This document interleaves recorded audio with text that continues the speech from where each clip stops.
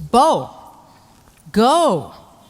With this one word, God sends Moses back to confront Pharaoh in Egypt.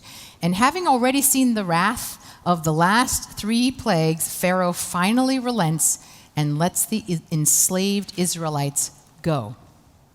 Now, bo is a funny word in Hebrew because it not only means go, it also means the opposite. Come.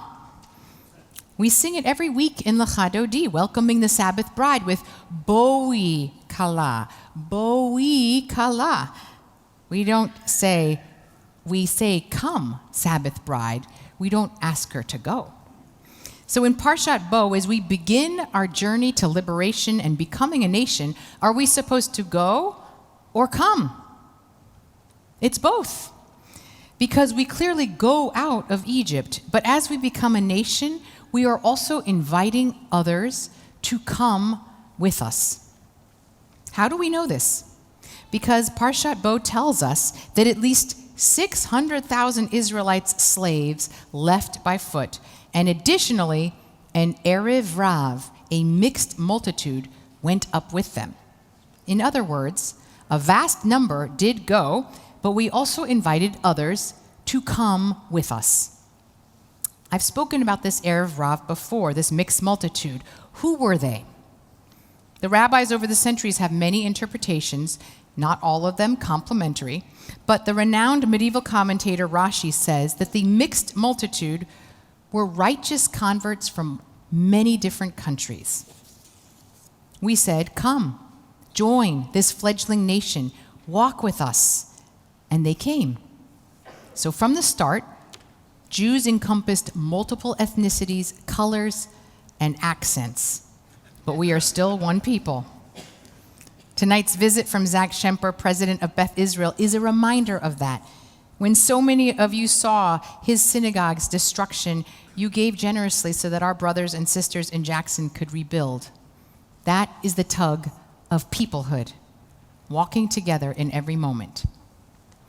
Now, the medieval commentator, Ibn Ezra, says something even more radical about who the Erev Rav is. He said the mixed multitude were Egyptians, people who weren't even Jewish, but also wanted to flee Mitzrayim, the narrow place, and follow on a path of liberation. So the Torah is telling us something very important, that the Erev Rav could be both a mixed multitude of every kind of Jew from every kind of place, maybe even Venezuela, and our non-Jewish allies, because we cannot do the project of redemption by ourselves. I feel so fortunate that over the 2 months of sabbatical that Central gave me, which I used, as you know, for a book tour, I got to meet the Erev Rav across the country. Here are a few snapshots from my travels.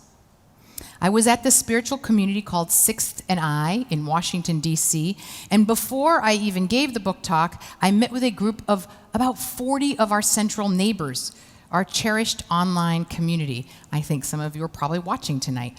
They presented me with a book on Jewish Washington, D.C. history, so that they said I could get to know their neighborhood. They shared some of their stories of what Central has meant for them and the neighborhood in particular. And I give a shout out to Rabbi Mandel, who has shepherded the neighborhood and made it so vital for Jews around the world.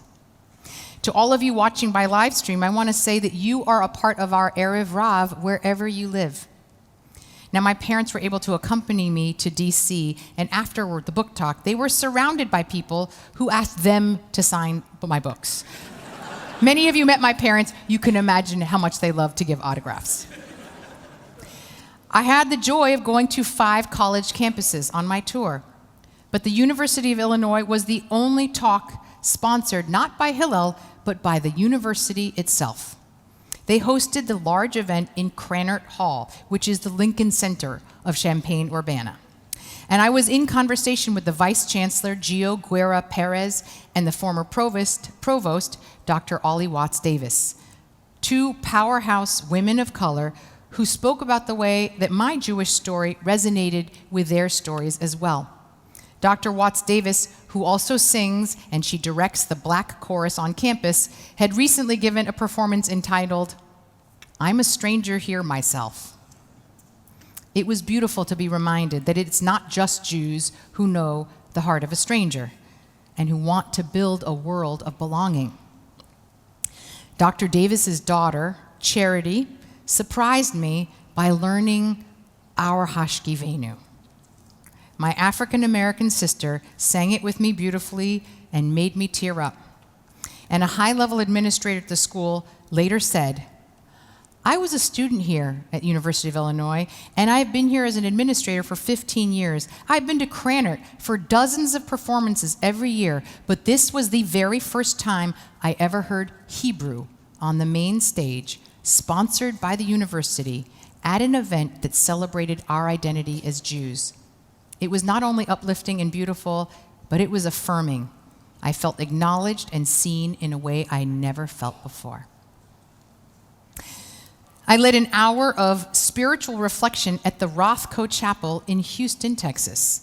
It has been a gathering place for religious leaders, civil rights activists, and thinkers for over 50 years. It's a unbelievably beautiful meditative space surrounded by 14 large-scale Rothko murals. You should go. It provides a stillness that moves you.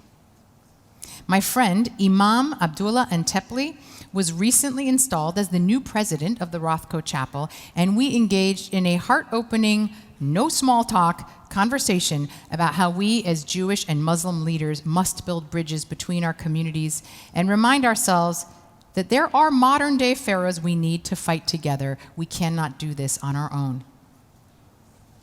And I went to the historic campus of the Wilshire Boulevard Temple in Los Angeles. As Jews moved to West LA, Wilshire Boulevard built West Side campuses, but their original sanctuary, that's about 100 years old, is still downtown, and it is now surrounded by LA's Koreatown. The renovation of their downtown campus included a social service center which offers legal aid, dental care, and food assistance and more to its neighbors. So the senior rabbi, Joel Nickerson, suggested that before services, we invite the Korean community to join his community for a conversation. Little did I know, just days before my visit, the synagogue was the target of protesters who stormed their campus shouting anti-Semitic slurs like baby killers, Zionist pigs, causing property damage.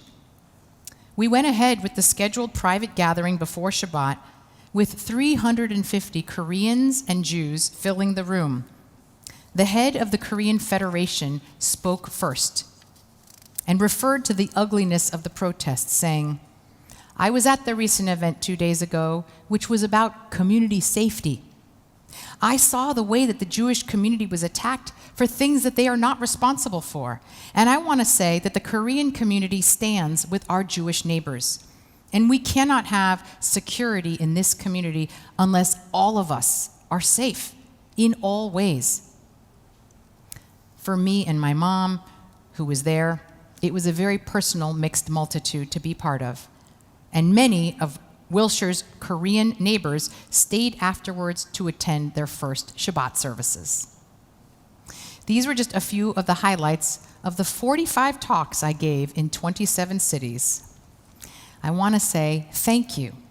You said to me, "Bo, you gave me the gift of time to go out into the wider community, to meet our extended Jewish family and the mixed multitudes who are our allies and our friends out there." And I visited community after community, and I said to them, "Bo, come, walk with us. Come leave the narrow places, enter the wide open spaces. Come build a world where we celebrate the mixed multitude of our people and those who want to join us on a path to redemption. Come, journey with us on that winding road to the promised land. We cannot get there without you."